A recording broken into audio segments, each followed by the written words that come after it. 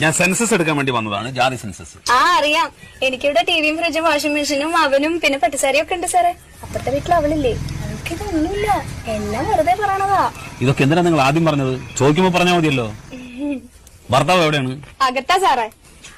ഭർത്താവ് അകത്തിരിക്കുകയാണോ? പുറത്തേക്ക് വിളിക്ക്. അയ്യോ, ആകത്തല്ല, ജയിലില്ല.